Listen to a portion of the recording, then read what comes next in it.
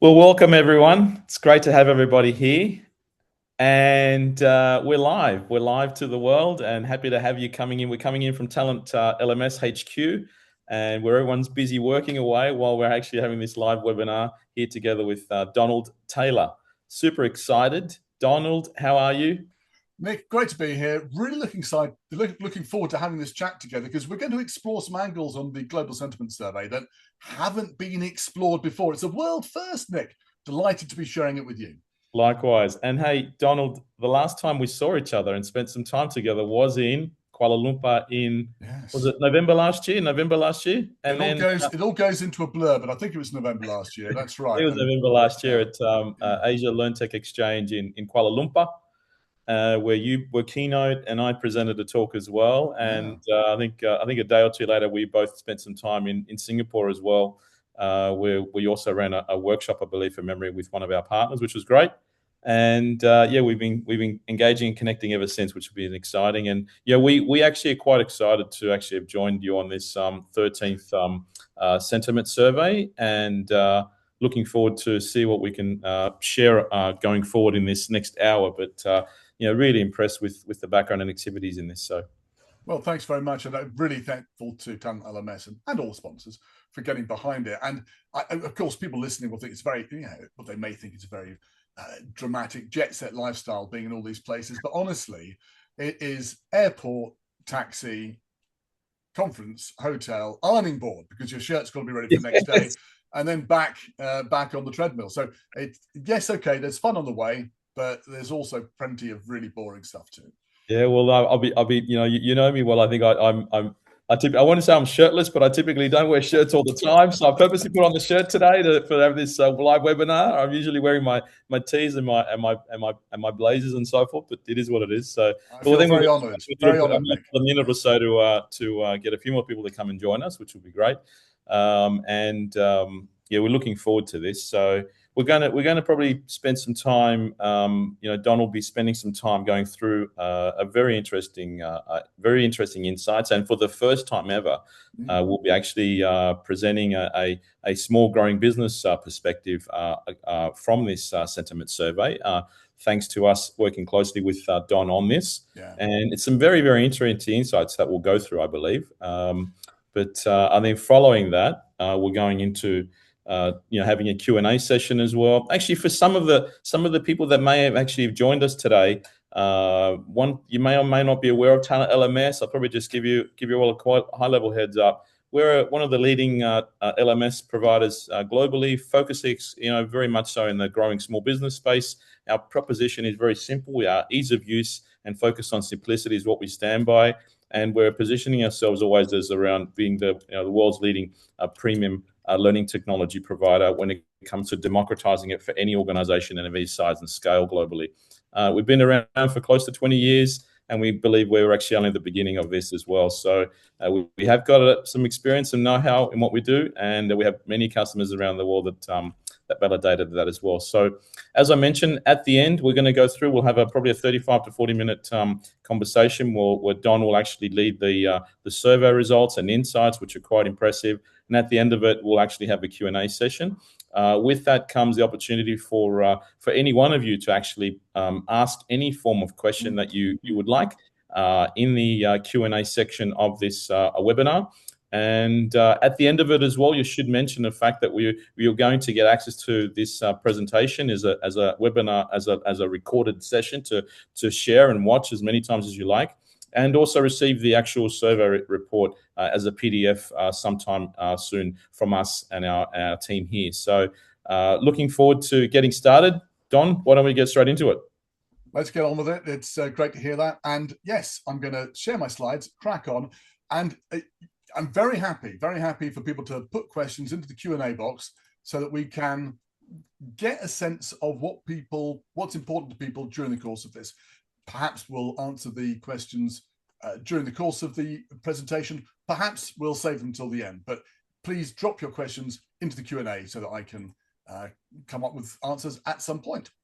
Okay, so going to be talking about the Global Sentiment Survey, but first I'll just introduce myself so you know who I am. I'm Don Taylor, and I've been working in the field of workplace learning and development all my adult working life. So I started programming computers and training in the mid-1980s. Also in the middle, went to university and graduated. And then I've been working, doing everything you can do in this field since. So I've set up classroom courses, I've set up companies and sold them. I've chaired an institute, and I've chaired the Learning Technologies Conference in London since the year 2000. So that's more than a quarter of a century running that event. So quite a lot of experience there. I mention that just because it gives me a chance to throw some perspective over some big long-term events here. And I think that we need perspective right now. There's a lot changing.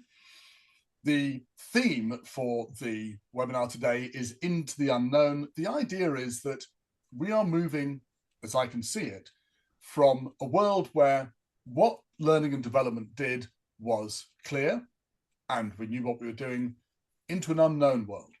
In the past, when there's been change, learning and development has always been able to say, it's okay, we'll just let the change happen. We'll go and do what we always do, which is create and distribute content. But it's different now. It's different now because the creation and the distribution of content is something that is becoming, and it's something almost anyone can do.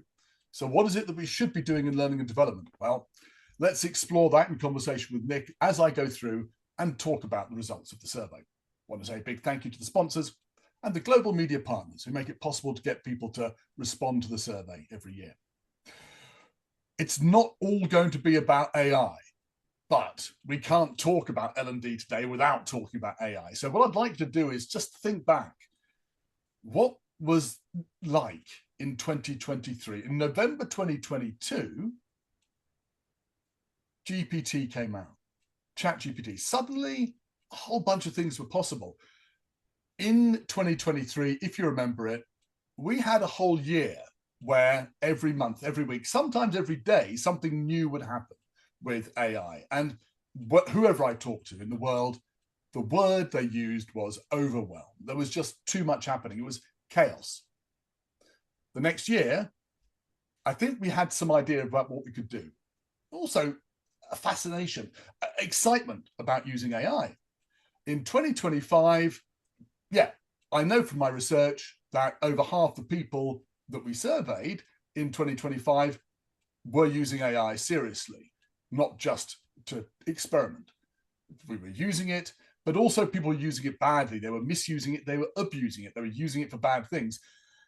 This year, as we go into this year, I have the firm feeling from the survey results that we've shifted from an area where we're excited and think we're in control to a sense that actually this is bigger than we thought.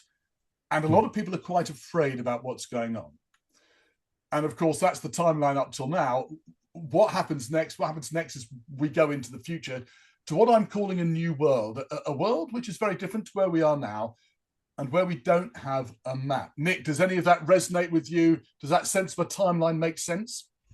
100%. And I think we are only at the beginning of a very, very, very long era, if not, decades and centuries, I would say. But it's obviously, as you know, and we've spoken about it, it's the reality of what it was like to have electricity, right? As we both talk about. So it's the beginning of a new era. I think we're not recognizing it. Some people would say we're at sort of the frogs simmering in boiling water. Others would say there's a new frontier of humanity coming through. So it depends which part you take. We'll come back and get to this point also, Nick, when I look at the results, because this sense that we're in a new era, I think a lot of people are underestimating how big the change is going to be. All right. There's a few things I want to cover on my agenda. So I'm going to look at, going to start off with looking at the results. Sorry, let me go back, looking at the results for the survey. Then I want to do this thing that Nick was talking about earlier, the focus on seeing the results, in particular from the point of view of small and medium-sized businesses. And then we want to have a look at the challenges that the world is facing in L&D, at which point the whole thing could be feeling quite negative, but we'll talk about action and success to lift us at the end, and then talk about this new world that we're entering. All the photographs on this are taken by me on my phone on my travels. And I love this idea that you can walk to Terminal 4 in Heathrow and just get on a plane and go anywhere.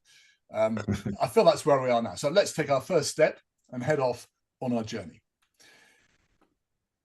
This is the report, and as Nick says, it'll be sent out to you probably tomorrow, maybe next week, but after this webinar, you'll get a hold of the report in PDF format. There are three key questions that we ask. One is, what's hot next year? Another is, what are your challenges? Now, we've had the what's hot question for 13 years. What are your challenges in workplace learning and development? We've had for 5 years, and that's important because we've seen the world before ChatGPT and after it. The last one is a question that's new this year. What have you done that's new in the last 12 months? We'll look at that in the last section. As Nick was saying, it's the 13th year.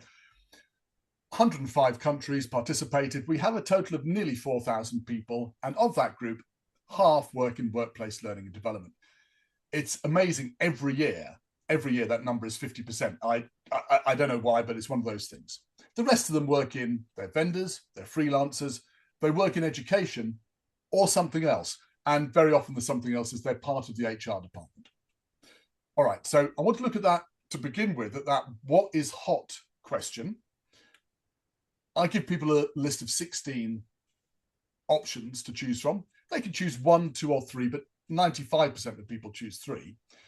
And that's the list of the options. What do they do when they make their choice? Well, we come up with a list of answers. It's like this. Now, just to be clear, I'll go through the table and I'll be clear about what the numbers mean. Obviously, you've got the option, artificial intelligence, is number 1 this year. 1 in brackets means it was number 1 last year. 22.5% is the share of all the votes that were got. Now, you can vote up to 3 times. So in fact, it's something like 66% of people who voted for it. So don't think that most people aren't voting for it. Most people are voting for AI. And the little red arrow, importantly, means that that vote is less than last year. And that's important because AI has been on a meteoric rise for the past 3 years. I'd like to look at the 3 key takeaways, and then Nick will have a chat about what some of these mean. Yes. No, in fact, no. Tell me now. Is there anything on that table that jumps out at you, Nick? Well, I think for me, what was interesting is where performance support is at the moment, and it's sort of slightly rising, but just based on our sentiment and what we're seeing and where we think things are going, they'll be increasing over time. From my perspective, yes. I'm glad that you pointed that out because for me, performance support is way. I shouldn't have an opinion, right? I should just be doing the research, but I have an opinion. It's way too low. But 100%. What's interesting, Nick, is as we know, as you'll share later on, is how important performance support is as organizations get smaller, because it's much more core to what people are trying to achieve. So thank you for raising that. I might just say one thing as well, just here in this slide is one thing that I do remember hearing you talk about this as well in the past is that relating to the term artificial intelligence, it's a complete sort of, I wouldn't call it an outlier in terms of response, but I think you have mentioned in the past in seeing you talk about this, is that anything close to a high first ranking result was in the 14 or 15% mark. Is that right? Yeah, 13% was the highest we had in the past. Yeah. Right. So you're completely right. 22.5% is mad. It's completely crazy. Yeah. Yes. I made the mistake last year of saying, of course, it would go down. It didn't go down last year, but it has gone down by 0.1% this year. But yes, it's important to note, you're right, that artificial intelligence is dominating people's thinking. All right, let me go through my 3 key findings for this year. So the key takeaways: interest in AI has peaked. Now, I don't mean that we know how to use AI. I don't mean that AI is somehow at the right level for us now and we're on a downward slope.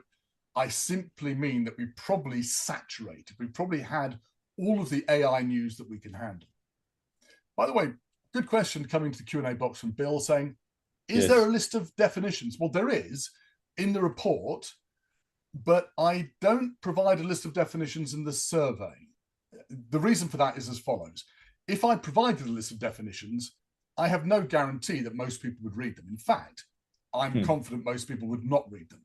And I would be cautious about then analyzing the results and saying, this is what people meant, when I have no guarantee they've read the definition. So for me, performance support means, for example, the ability to provide somebody with the ability to do their job better as they're doing it. It could be learning, it could be a job aid, it could even be somebody telling you what to do. That's all performance support. But typically it's a job aid of some sort, electronic or physical. So that's my definition. I can't guarantee that's what other people think, but I think that's a fairly common use of the word. Is that fair, Nick? Yeah. Would you Yes, I agree with would that agree. I definition? agree, but I think the other, I totally agree, and I think the other aspect here is that it changes, right? It changes Well, over time, right? In some sense. So it's what we would have absolutely called true. performance support back in the 90s is different to what we would call it leading into the 2020s, right? And And beyond. in the 1990s, you would want to look at Gloria Geary's work on electronic performance support systems, Right. EPSSs. And you're absolutely right to raise that point, Nick, that, yeah, definitions do change over time. I'm going to skirt over that. We'll come Yes. back to it in the Q&A if we think it's crucial. So the first thing is that, look, interest has peaked. It doesn't mean it's going anywhere. It doesn't mean we're finished with AI. No, we're entering a new era for sure. But it means that on this survey, I'm not expecting it to go any higher. The other thing is that learning and development is using AI or is interested in using AI, but it's selective. Both these things, personalization and analytics, can be supported by AI. One has gone up, one's gone down. In fact, personalization has gone up each year for the past 3 years. Learning analytics is the biggest faller this year. So there's something going on there. We'll look at that again when it comes to some graphs, because I'm aware that numbers are one way of looking at things, but pictures are probably better. But the final thing is that interest in value is up, and it's up a lot. This is the highest vote that we've ever had for showing value. Again, let's look at some numbers with that one. Firstly, let me explain something about how the survey typically works. We vote for something, and when I put something on the survey, it's normally because it's popular. And so it starts high. Over time, it comes down with some bumps on the way. Maybe it comes down because it becomes business as usual. So mobile delivery started high. It was the first number one on the list in 2014, and it's come down because now mobile delivery is standard. Other things come down because, well, they're just a bit difficult, and we don't worry about them after a bit. We start thinking about something else. Great question from Maria about getting value from AI. That's a super one. We're gonna take that in the Q&A at the end. This particular option here, collaborative and social learning, was very popular, number one in 2016. It has come down. It had a bump in the middle during COVID when we remembered it was important to be human. And then after COVID, we forgot that we had to be human beings, and it just kept going down. It's very, very sad. AI looked like it was following the same pattern. So it went up, it came down, and then ChatGPT was launched and it went off like a rocket. This year, it has finally decided to level off. I'm going to take AI off the survey next year. I can explain why later on, but I think it's just skewing everything. But I think we've reached the pinnacle of AI interest at the moment. That's dangerous to say that. I think we've reached the peak for the survey's point of view, but we are only at the beginning, Nick, as you said, of a transformative era, and this doesn't mean it's over. We're only just beginning. So let's look at some other options. Personalization, we know, went up this year. Right. Look at that. For the past 7 years, up to 2023, it was on the way down. ChatGPT comes out. For 3 years, it goes up. There's one exception to the rule about an option always going down, and that is showing value. Showing value has always been pretty much between about 5.5% and 6.5%. But this year, 2 years on the rise, it broke out to, I think, 6.8%, 6.9% this year. So it's at its highest ever. And then what about learning analytics, which we saw earlier had fallen? Well, that's not a temporary thing. That has been following the regular pattern of going high and then coming low. All right, so we've got something going on here. Nick, what's happening? Why are people excited about personalization, thinking they want to prove value, and then learning analytics, they can't be bothered? Because learning analytics and personalization can both be supported by AI. What's happening? Look, I think there's a framing issue here. It's not an issue per se, but I think it's the fact that depending on who you talk to, learning analytics means different things. So when I look That's at it, true. It's a this problem. particular type of an organization, if you look at it from an organizational perspective, what it means to be able to track course completion, as we call it, checkbox check. The era of checkbox learning is over, as we're saying, and it's our current quarterly theme at this stage. Looking at it from an L&D perspective is challenging people's thinking, but from a point of the company or the organization looking to extract value and see where their value is, I would say there's a bit of tension right now coming through with what's happening with generative AI activities. And the other aspect as well, I think, is very much long form content is being challenged, I would say. Yeah. And in addition to that, what does it mean to drive personalized learning is sort of evolving at this stage. So we still don't know, I would say, but we're on a pathway to try and work out what that means. So, But I think your point about personalization is a good one. We'll come back to that later on. Personalization coupled with micro learning, they tend to go yes. together a bit. And why is that now more popular than it has been in the past? And for me, the value bit, I think we'll come to later on when we look at challenges. I think the analytics piece, there is a problem with definition here, but I think largely this is because it's a complicated and difficult thing to do, whereas personalization is an extension of what learning and development normally does. Normally, we create content. Great. We can personalize it. Learning analytics, you've got to get hold of data, you've got to understand it, you've got to do a whole bunch of things. It's much more complex. So I think and it's an important theme from the survey, given how time poor people are, I think they're focusing on what they can do. And I think that's fair. There's another aspect I just wanted to tweak on it, Yeah. which was, the fact now you could take advantage of AI technologies to be able to gather learning and insights by publishing the data and whatever you're doing within the organization, and having the AI technologies actually come back with you with strategy and insights off the back of that, right? So whether that then reflects upon what it means to, is that a reflection upon downturn in learning analytics, or is it a reflection upon learning analytics within the learning technologies, right? So, well, but you're right. That's how people are using AI in L&D. yes. And we found that in the report from last September, AI in L&D. That Yes. report illustrated that one of the big uses people were now using AI for in learning development was exactly that, analyzing documents in the organization to help form learning strategy. So it's Right. absolutely happening. But I don't think actually that's represented on here at all, perhaps in Right. showing value. I think it's not really in analytics. Sometimes you can be a tourist in your own city. So this is me in Westminster outside Big Ben.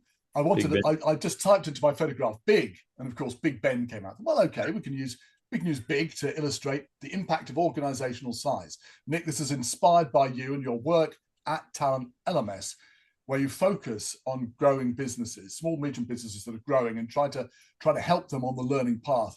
I don't know any other LMS that really does a good job with that. So I was inspired to go and do a deep dive into the organizational size and what it means for our Excellent. response. You could divide the respondents up by employees, and you can see there that there's a fairly good spread across different sizes of organization. Now, you can see there, I've got a total of 1113. I can't get the data for all the organizations. So of the third of organizations I can, that's what it looks like. By sector, we've got the same number of the employees on the left-hand side done by sector, but you can see that the top 7 sectors dominate the responses to the survey. And within that, you can see that services are absolutely the most important group. Manufacturing is there, everything else is service. Maybe it's profit, maybe it's non-profit, but it's services. And I think that does definitely mean it's reflecting that the results of the survey reflect knowledge work rather than manufacturing work. But I should also point out that these numbers here are only for people who are workplace learning and development correspondents. So bear in mind that half of the respondents come from the workplace. Of those, these are the people who are, we can identify them as being employed by a particular type of organization. So we're not including in here the vendors. We're not including the freelancers or the consultants. These are all people working in organizations. All right. The big question, does size matter? We've taken those 6 bands of companies and put them in groups. So we've got large and regular sized enterprises, large and very large organizations on the right-hand side. Your sweet spot, Nick, small and medium organizations. Well, when you first look at it, your eyes drawn to the top of this and you think, well, actually, look, it's the same three options, but they're just juggled around. There's not much difference. So maybe it doesn't matter. But then you look at some particular options there, and it becomes clear size does matter. In particular, with micro-learning and learning analytics, I picked those because they show the most dramatic, predictable change across the groups. Nick, you were saying that performance support is important. And yeah, actually, if you look at performance support, it is definitely higher for the small organizations. And we'll look at that later on. But micro-learning, why is that so big for the small and medium organizations versus the enterprise? What's your thought? Look, I think it's I was going to say it's so simple. I shouldn't say that. Yeah, thanks. I do all this work and just say, yeah, it's simple, Don. Thank you. No, I think with no way, shape, or form disrespecting all the work, but the point being, I think, is the fact that recognizing small businesses and they're growing and growing in nature, complexity is quite difficult for them, and it comes back to three key areas, which is I think capital, deployment of capital, resources, and time. Right. What comes across for me when it comes to in small growing organizations is the fact that it's very much correlated to the fact that micro learning is much more simpler and nimbler to actually execute and get repeatable value faster, I would say, when you're thinking about it from that perspective. And the other aspect is I just don't have time to analyze our learning, right? And when I talk about simplicity, that's the story that I get from it in that sense. So yeah. And I think also with small and medium organizations, if they're growing, they want something they can adapt and change and maintain fast. And they don't want to be producing big courses for that. So microlearning fits that very well. Yes. And the learning analytics piece, you can understand, particularly when we look at the breakdown of organizations we've got, that large service industries, well, yeah, they're going to want to do learning analytics. But if you're in a small organization, like you say, you haven't got the time. You want to just move fast and take action when you can. It hits upon a topic that we've been talking about, which we've probably shared in the past, which is around, again, look back to lack of time. Really, it's come across as a common signaling item for us in our conversations with our market, with our customers, and so forth, which then correlates back to a term that we've created called learning debt, and learning debt really relates back to the cycle of feedback from producing content that can be then delivered to their organization and then be able to deliver some form of value across that, versus the ability to actually then be able to utilize that. And the organizations are having to change faster than the content being produced and distributed and utilized, right? So there's this there's this dynamic around what we're calling learning debt, which is the liability that comes from not being able to move fast enough. And I think when I look back at that and I say, okay, I can understand why micro-learning is more important in that sense. So I love this term, learning debt. Send me some stuff on that, Nick, because I think it's a really useful way of thinking about how organizations need, the priority organizations need to give to speed as they grow, because if they don't, it's not neutral. You're accumulating this debt. I love that idea. Yeah, that's right. And just a slight thing I'll do is do some Talent LMS flag waving, which is we recently launched the ROI calculator, which is publicly available on our website for anybody that's watching. Good. So what's the website? Let's do this properly. Talent LMS. Well, it's clearly talentlms.com/ROI-calculator from memory. All right, fine. There you go. Go and check it out. It sounds like an invaluable tool. What I want to do is take that, focus in now on the small and medium organizations that we've been looking at. And as I'm going to take the other lot, I'm going to compress them together. So all of the other four bands of organizations on the left-hand side, on the right-hand side, we've got small and medium organizations. All right. One other point of difference I'd like to look at, or two or three. One is, as I said, performance support. Performance support is higher in SMBs than it is in the other organizations. And I think we know why, Nick. I think it's the same reason. You want to get out there, have an impact, move on. So something that's typically a small electronic asset, or even a job card. If you're doing in a coffee shop, you just have a PDF that's laminated that tells you how to make the coffee. Fine. That's performance support. We'd expect that. I'm slightly surprised, and feel positive that collaborative and social learning is more popular in the small organizations than in the large ones. Mm. And in contrast, coaching and mentoring isn't as popular. It's about the same. It's slightly more popular. Do you have any thoughts about that? I think the performance support, we get it, but what about the Yes. other two? Well, I think the other two is the fact that organizations that are smaller in nature and growing have less people as a starting. Yes. Therefore, Yes. the dependency is more on people. It's this sort of this paradox, I would say, Right. where you have smaller organizations have less people. Therefore, they all dependent on one another to actually learn from one another in a collaborative social setting. What does that mean? Typically, coaches, mentors, guides, guilds, and so forth becomes much more prevalent. We're experiencing that firsthand within our own organization as well. An organization that's about 270 people and growing. We are going through our own learning transformation as an organization as well. And we're now starting to look at how do we drive a collaborative experience through what we're doing in the flow of work across different departments and cross-functional activities. So we're all you're not all on one floor, are you? No, we're not just on one floor. We're in multiple floors in one location, in many locations around the world. So right. I remember working in an organization very fast growing. When we moved from one floor to two floors, immediately you had not exactly rivalry, but definitely a breakdown in communication between the two floors. And then we had another office out on the ring road, and suddenly communication just went out the window completely. So you're absolutely right. I think what I'm interested in here then is that the small organizations, they know it's important. So you're saying explicitly that collaborative and social learning, people are picking up on it. We know that's important. I think coaching, mentoring, in contrast, people know is important, but it's difficult and typically time consuming to set up and run. And I think that may be why it's not as high as we might like it to be. All right, let me wrap up with a conclusion here. So the top three options, it doesn't matter what size you are, it's the same. Actually, the fourth one, personalization, is pretty much the same as well. Smaller organizations are just more focused on practical action. And Nick, I should have added here probably time saving. Micro learning, but not learning analytics. Performance support, collaboration, but not so much coaching and mentoring. So it's the time is the key factor there. We've looked at the top, what's hot list in terms of size. I want to now move on to the challenges piece because that varies by size as well. I might just say, Don, this is fantastic work, just being able to slice the data and perspectives, insights from a small business and growing business perspective. Thank you. And it was a lot of work to do it, but it's very exciting to do it. And I'm the sort of guy who does get excited slicing data. That's how much fun I am at parties. So,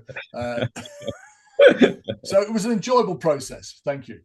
I asked this question: what's your biggest L&D challenge in 2026? 41,000 words, nearly 42,000 words were spent answering that question this year, which is about the same length as The Heart of Darkness by Joseph Conrad, which is, of course, it's a story of a boat making its way through a river in uncharted territory. So exactly right for us. And of course, it's the inspiration for Apocalypse Now. I mentioned earlier that I've been asking this question for 5 years. So we get the vision before and after the launch of ChatGPT. So you can see 2022, 2023, 40% of people answer it. That's the big blue column. ChatGPT comes out, suddenly 95% of people answer it. It dropped a bit last year, back to 95% this year. And that's where I get this feeling that this year, people are really starting to understand this is serious. It's so interesting, the orange line. Look at the orange line. Yep, every year, people have got more to share about their challenges. Now, look, back in 2022, it was something like 16,000 words I had to deal with. Now it's 42,000, and I have to use AI to help me. I do read them all, but I definitely use Anthropic Claude to help me marshal all of this stuff.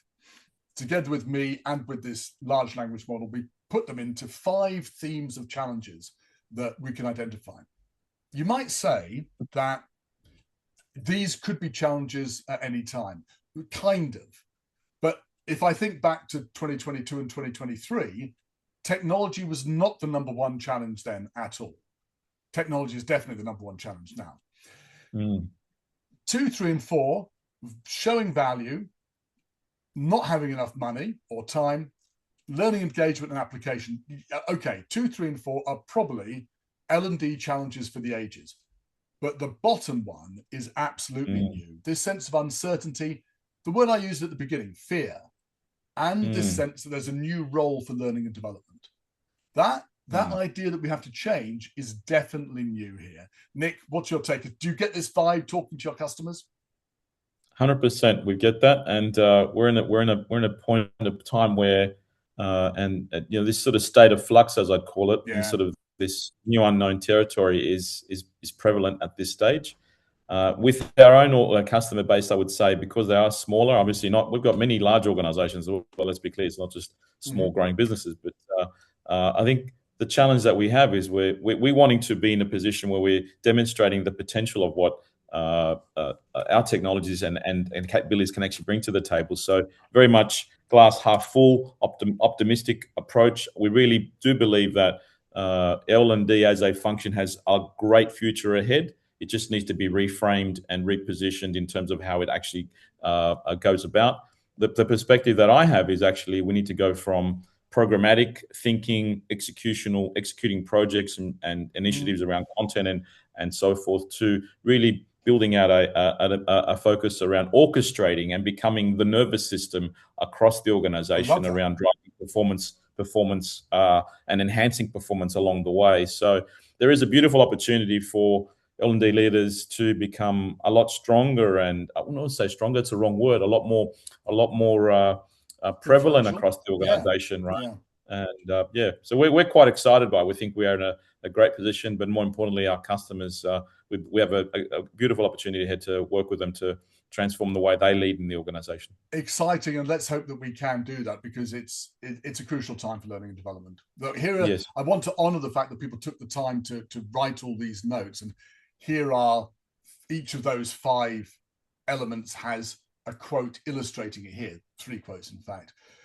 But for me, I want to come back to that point about the change, uncertainty, and the new role piece, and you can see that's highlighted in the middle. Nick, I chose one quote from this, but when we were going through this, you said no, there's another one there as well. That's right. The 2 quotes that really came out of this for us and stood out were these 2. The one at the bottom is, I need to prove value to avoid redundancy. I need to basically show I'm having an impact or I lose my job. That's what I focused on. But Nick, you said, hey, look, talking about this idea of being the nervous system. People are seizing this. They want to rise to the challenge of moving from being a training provider to being a performance partner. I love that quote. Exactly. I want to make sure we've got time for Q&A, so I'm going to press through. I want to look at the challenges now. I'm going to build. Look, if you're a designer of slides, look away now, right? Because you're now going to see me produce a slide which has way too many words on it. There is a reason for it. I want to show you how I can get all of that insight, break it up, those challenges according to the people who worked in these organizations, and just have a look at how different they are. So if we look at the large organizations across those 5 challenges, honestly, if you're on LinkedIn, you've seen people talking about this and reading about it. And, it's what we expect. Large organizations talk about, yes, we need to reinvent the trainer as a performance consultant. I agree. But if we look at what smaller and medium organizations are doing, their challenge is greater because they don't have so much resources, particularly people and time. And so we can pick out all of these points where we can summarize how they feel against each of these challenges. But particularly what comes out is that I'm under pressure. I'm a one-person band. I can't keep up with change and nobody recognizes me. And, there are an awful lot of people working in L&D departments of 1 and 2 people who will totally recognize this. The issue here is that it's easy to talk about this stuff that we hear about in social media, on LinkedIn, at conferences. You need to do this stuff. How do you make the time? And if we look at the key differences, for me, the big challenge is there at the bottom. Large organizations talk about, well, we're going to redefine the role, we're going to move from this to that. But in small and medium enterprises, typically people are just trying to keep themselves relevant. Nick, any thoughts about this one? Because I've covered that in quite fast, but I'm just trying to get through to that bottom right-hand corner and my sympathy for the small and medium organization? Look, I'm conscious of time, and we could spend a whole hour talking just about look, I think we're really thinking about it from a learning transformation point of view, and really helping them transition on that pathway. Yeah. It's not a do or die situation. Organizations have to transform themselves to actually get ready for what's coming, and they will have to make time and effort and invest both resources, time, and capital to transition. And it's not an optionality from my point of view anymore. Yeah. I buy it. How do you persuade an organization that's working flat out, it's got a small number of resources, it's making tough choices? How do you persuade them to make a change? Well, I mean, I can only reflect upon what we're doing as an organization, because we see ourselves as a small growing organization ourselves, right? Yeah. There are 2 or 3 key initiatives we've been writing. We actually have every single person in the organization has executed and taken on what we call a practical AI masterclass program. So we can all understand how to actually apply AI technologies in the way that we operate on a daily basis. As the first in your own job on a daily basis. Correct. Right. Interesting. We very much believe in. I mean, I'm a big believer in seeing how we can actually become superheroes in our organization, as I say, from that perspective. The second is we've all taken a pathway of actually understanding how to storytell better, right? Huh. And so we've all gone through a storytelling exercise and masterclass program to actually see how we can all storytell better. Why? Because you triangulate it back to how we have to learn how to converse better as individuals across teams and so forth in this new world that's coming through. So for us, there are some practical activities that can be done to start building new skills across the organization. And that comes with time and effort and investment, but it needs to be recognized across the board. It's where things are going. It's just to keep it really short and sweet. You're driving that from the top. Later on, Nick, at some point, I'll come over to Athens. We'll have a news zone. You can talk to me about all the clients and how they're doing it and where the challenges are. I really want to hear more about that. I think it's so important. Well, it's important to just say that I think I just might share, just finish up with, we've actually do have capabilities already within the technology in our Talent LMS platform that enables AI content creation and language translation, and we even have an AI coach that supports you along the journey. So, for many organizations that are already using our solution, we're seeing week on week growth on usage of our AI capabilities within Talent LMS. So it's already been taken on. Organizations are starting to see the value of time and effort to apply it in whatever they do as learning leaders. And I think it's coming across already. So questions are starting to come into the Q&A box, which I'm loving. Thank you. We've got a great one from Rod come in, quoting Field Dreams, Kevin Costner. Looking forward to answering that one in a minute. I believe in honoring people when they've taken the time to write stuff here. A couple of quotes here, Nick. Number 3 in the middle there. This is so typical. I'm the only person in L&D. I'm looking after 600 people across 10 sites. I mean, it's an impossible process. And my heart goes out to those people. I do believe technology can support them, but they have to be quite tough in this new world. Correct. And I think the key thing is saying no to requests that come in order to buy the time to make the change you need to make. The same thing, number 4, I feel for this person. They're obviously very good at creating content, but trying to engage people using dull, clunky platform interfaces is like trying to sell a 5-star meal on a cardboard plate. It's a great metaphor, isn't it? Talking about storytelling. Okay, so we've gone down to the bottom. We're all miserable. How can we lift ourselves up? Well, the good news is that people are taking action. We can celebrate. This is me on a flight to Berlin a few years ago. I had a good week. I treated myself to a little bottle of Monopole Heidesecker. I asked this question: what were you doing now in learning and development that you were not doing 12 months ago? And I got 39,000 words in response, so almost as many as the challenge. And what was extraordinary analyzing it was that we got these 4 things. AI is what I'm doing now. I'm moving my content to being smaller and more flexible. I'm using data to show value, and I'm expanding my role, changing my role. That's kind of what we were talking about with the challenges just now. What happened? And I was trying to figure it out, and then I finally twigged it. What has happened here is that people have recognized a challenge, and they're already taking action to overcome it. So it's not that they're saying there's a challenge and they're not doing anything. They're doing it already. And this gives me real hope. This makes me optimistic. Here are 3 people in 3 boxes. We've got a match of their challenge and the action statement they've given. The one in the middle says, my challenge for next year is creating practical, measurable learning. The action I've already taken is I've changed from just delivering sessions to improving learning outcomes. So they're already on the journey and they recognize it. And I think that's great. This shows to me that there are people out there willing to take action, willing to, as I put it here, draw the map of where we're going. It's a new world. That's the globe over my shoulder here. My mother bought this globe in 1963 after I was born. And so that's a snapshot of the world as it was then. There are plenty of countries on that globe that don't exist anymore. We are going into a new world where we don't know what the names of things are. We have to find it for ourselves. And the old rules don't apply. I want to just give you one illustration, then we'll go into Q&A. So if you've got questions, get ready now. Start putting them in the Q&A box, please. For 5 options, for 5 countries, I've tracked this for a number of years. Things have been predictable. The top one here, the Irish were always super keen on coaching and mentoring. The Dutch love performance support. The Brits, all keen for showing value. Up to 2003, it was pretty predictable what was happening with those. Look at that line in 2024. There's an AI shock. AI pulled up all the votes, personalization pulled up all the votes, everything else fell down. 2025, we had that recovery where people thought everything was okay. Everything bounced back up. This year, there are no rules. This year, you can't predict what's happening. Some are going up, some are going down. One is in the middle. That's just a graphic illustration of where we are. I used to be able to predict things. I can't do it anymore. It's a small example of how ambiguous and vague the world now is.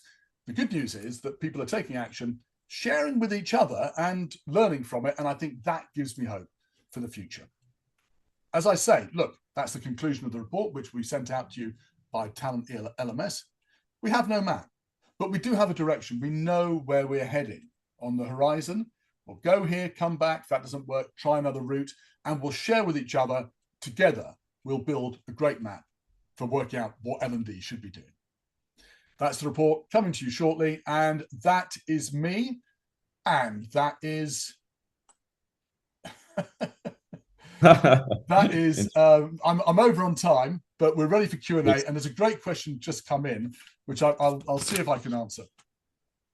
But look, should we talk to Rod's question first, Nick? So I think yes, let's do that. Let's do that, Don. I'm going to summarize it. You've done a great job writing it, Rod. I'm going to summarize it. Rod says, look, the challenge has always been, how do we demonstrate that we're aligned with what we're trying to do as a company and demonstrating return on investment?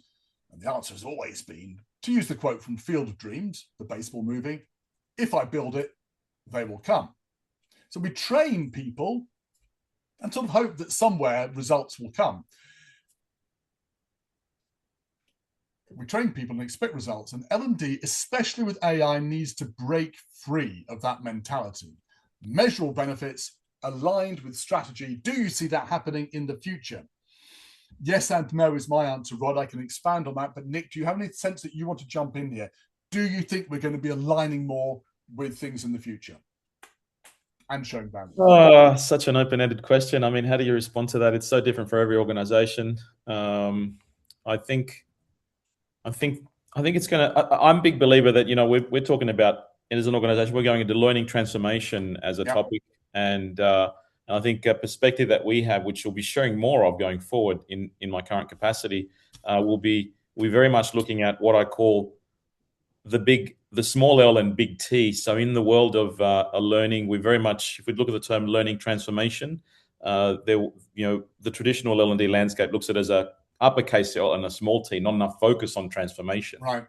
And our view of it is a little bit contrarian, or my view specifically, in sort of that thought area where we need to be focusing not so much on learning, but more on the transformation that is required in the organization, as the organization needs to change with what's coming through with these new capabilities and technologies. So in order to demonstrate ROI on that, that's quite a long way at this stage, but we need to get started on big T transformation. So I'm going to answer in a different way. But I love the idea that learning has to be part of transformation. So for me, Rod, the answer is yes, it will happen. I see it happening now and I see it happening in the future, but it will only happen if L&D is prepared to change its attitude and its skill set and its mindset. So it's quite a big ask. We have to get better at data, certainly, but that's actually less important than going out and building relationships with the organization, because it's from the relationships with the organization that you get the chance to say, I understand what's happening, I know what the problems are, and we'll build ways of tackling it. So for me, that's the key thing, and we'll build ways of dealing with these organizational issues. Also, if you have those relationships, you get access to the data. People are very hold on to their data. We know that if we want to show value, we have to have access to the data, but you need to go to sales, operations, and say, can I have your data, please? Well, they don't give away their data easily. They've got to like you, know you, and know you're important in order to do that. So we have to change the way we operate. I talked to Heather Stefanski, who's the Chief Learning Officer for McKinsey, not long ago, and I said to her, Heather, one tip, if you want to tell people how you organize your data to be a good chief learning officer in a big organization, what do you do? She said, I look at my calendar. I said, what? So I look at my calendar. What do you mean? I check, I'm spending at least 50% of my time outside the office talking to the organization. I thought, such a great answer. Such a great, because it's an imperative. You've got to do it. It's being said by somebody who really knows what they're doing, and she does some really good stuff at McKinsey. And it is very clear there's a measurable thing there. So we have to get out of the office, we have to go and have those conversations, and we have to start thinking ourselves providing value to the organization. You're quite right, AI will drive this. And here's the thing, if we don't do it, somebody else is going to do it. Somebody from operations, somebody from sales. Somebody will say, look, I don't need to go to L&D. This already happens, by the way. I'll spin up a bit of a training program, I'll link it in, and I'll get the data. Well, when that happens, then we're in trouble. So I think we need to get forward into the new world. Rod, great question. Thank you for asking it. Very much. I think it also relates back to sort of the thinking that I believe we have, and we're thinking is sort of very much being an orchestration function in that sense. So orchestrating activities that are out there going on, they're actually happening. It's outside of the L&D department, right, and the organization. And there are various forms of living, the collaborative, social, and so forth that we're talking about, coaching and mentoring that is outside the traditional LMS learning sphere, right? And therefore, need to go out and learn and see what's actually going out in the field, in the organization at the front line, and actually start getting. It's very much related to what you're saying there, Don, and sort of getting out and actually see what's happening on the front line. That field work is so important. Seeing what people actually do, understanding. You mentioned Clayton Christensen earlier, didn't you? And, yes, that's right. It's really understanding. It's a very strong, important element around understanding. I'm a very big believer in innovation and forward-looking activities with Clay Christensen's jobs to be done framework.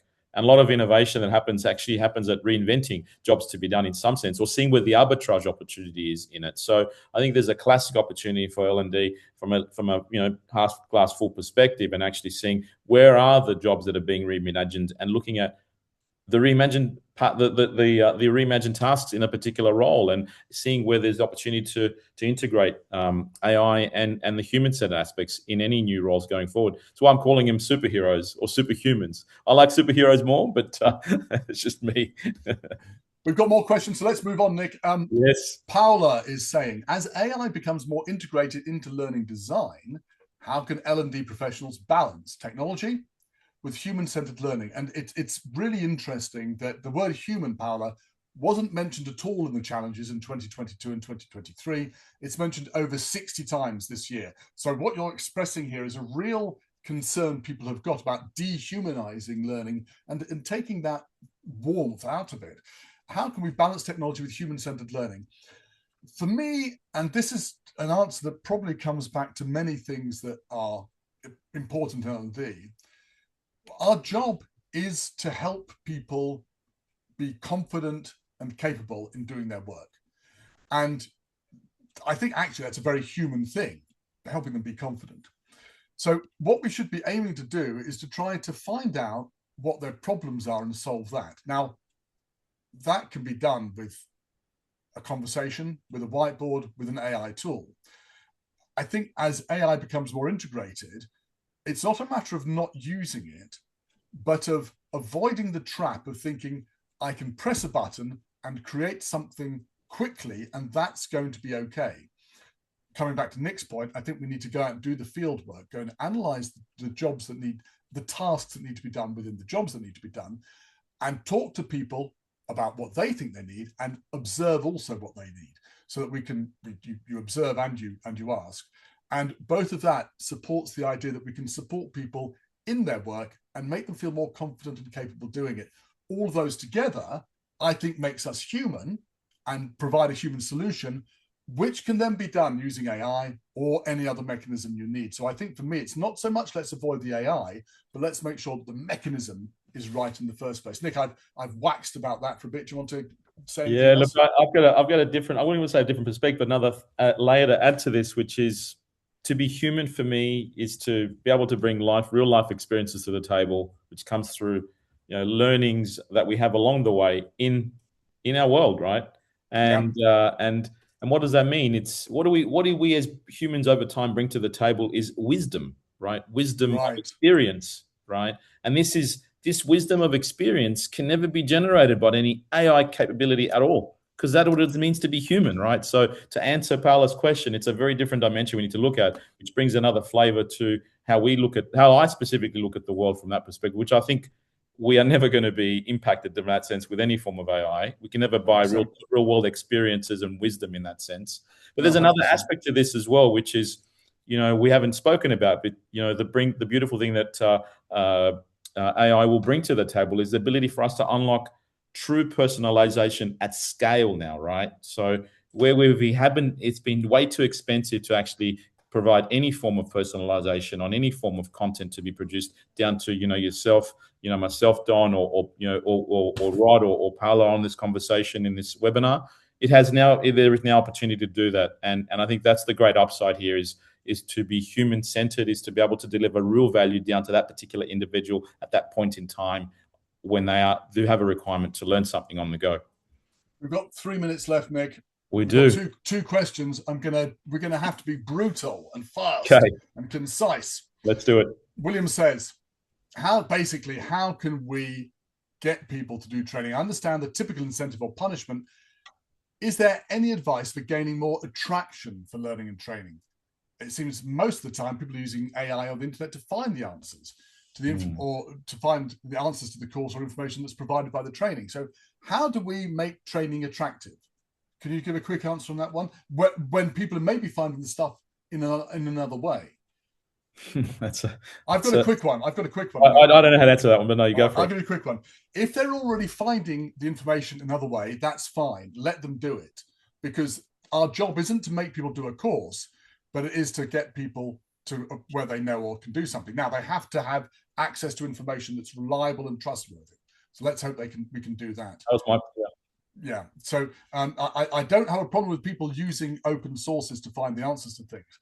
I do have a problem if it's not reliable. So I think we need to be doing that. So perhaps what we should be doing is helping people understand how to find good information and check that the information is reliable, rather than simply clicking on the first thing they find in Google. So I'd say that is a quick answer, but very happy to continue the conversation online if you wish. 15 seconds on that is, I think it comes down to two words: believability and trust. Really simple, right? Believability of the content and trust of the content and what's coming through, right? We're at that wave right now where not a lot of people actually believe enough of what's being produced in that sense. And there is a requirement from a vetting perspective. There's a layer of vetting that's required over time. So I'll leave it at that. Rod is asking, I think the greatest success will come when we move from pushing training to making it a pull, which means inspiring urgency in the learners. They need to become continual learners to be adaptive and resilient. There are 3 choices. You can be a leader and champion of change, an engaged participant, or 3, be a victim. No one should choose 3. Well, this is a really good question, Rod. I love the way you're putting it. As L&D specialists, part of our role has to be inspiring and sustaining a learning culture. Rod, you should be doing the presentation. What are your thoughts on how L&D technologies, including AI, can help us achieve that goal? Well, how do we achieve the goal of inspiring a learning culture, Nick? And we've got about 1 minute left. Well, there's a whole topic in itself. So I don't have a lot of time, other than our belief is very much enabling our technologies to become invisible ultimately over time when it comes to learning technologies, and they become integrated in other things that we operate in, versus becoming a place where we have to go in to log into, in that sense, right? So there is a change that needs to happen through the industry and the sector across the board, where I think it's going to come back to enabling invisible technologies, as I'm calling them, and getting away from logging screens, but very much being there and present, ever present when somebody needs to learn or do something, wherever they may be, and in what environment they're operating in. I'm going to give a short answer, I'm going to hand back to Nick for our final slide. So, yes. Well, actually, but let's not have a final slide. We can just say, you can say thank you, Nick. So I would say, look, technology absolutely can play a part, as Nick has said, in helping people understand there are lots of ways of learning. But I think you need two other things as well. One is you need to have permission to be curious. So that means the organization has to feel in its daily work that it's okay to go and learn things. As soon as that happens, people become continual learners, as you'd said. That relies on psychological safety, which is more than just like some sort of soft, casual thing. And if you want to know more about that, drop me a line, Rod, and I'll send you some information. The other thing it requires is inspiration from the top. So Nick is talking about his organization, everyone doing a course in storytelling, everyone learning how to use AI. That comes from the top. If that comes from the top, everybody in the organization is going to think, yeah, I need to learn. I'm excited to learn. Probably also they feel they have permission to learn. So I'm very excited to hear that. I think if you're in an organization where people are not providing that from the top, very difficult to make anything else work. I think the change management always comes first and the technology second. I am, oh gosh, right. We're running out of time. We're running out of time, but Paul has asked one last question. With rapid technological change, what should L&D teams be doing today to prepare their programs for the next 5 to 10 years? Oh, wow. I've got a quick one for you, Paula. I would say it is, and this sounds weird, it is to network. And the reason I say that is most organizations, the L&D department is quite small. You cannot discover everything you need internally. You cannot learn everything you need internally. You can get an idea of what's working, what's not working by being part of networks, particularly online. Go to live events as well. Meet people, establish contacts inside and outside your organization to understand what's possible, what's a good idea, and what's not a good idea. And that way you'll have a faster start on being able to adopt stuff. Otherwise, you run the risk of always playing catch up. The other thing I'd say is, and drop me a mail on LinkedIn, I'll send you one of our reports about this. It is possible to set up teams internally to help you experiment with AI so you can find out much more rapidly whether something will work or not. So that's what I'd say. Network externally, set up teams internally to experiment. Nick, I'm going to hand it back to you for any advice for Paula and to wrap up today. I'll just second everything you said and wrap it up. Other than say, we're also doing some similar things as well, so which is great to see. I would love to. Firstly, let me just say thank you, Don, for participating in our first live webinar as an organization. Just so we want to say that we're celebrating this as our first ever live webinar that we've participated in and conducted globally. So you've been able to sort of build this brand new muscle. Firstly, thank you again. Secondly, I wanted to thank everybody that participated and joined us on this webinar today from wherever you are from around the world. And lastly, really wanted to remind you all that we are going to provide you access to the PDF, the detailed report that Don has graciously shared with us, and we're a proud sponsor of. And also get access to this recorded webinar and hopefully in the next 24 hours from what our team will be putting together, and it'll be evergreen and available to you all. So with that, I thank you, Don. I thank our team as well for putting this together for the first time, and thank everybody for attending. Goodbye to you all. See you again soon, I hope. Bye. Bye-bye.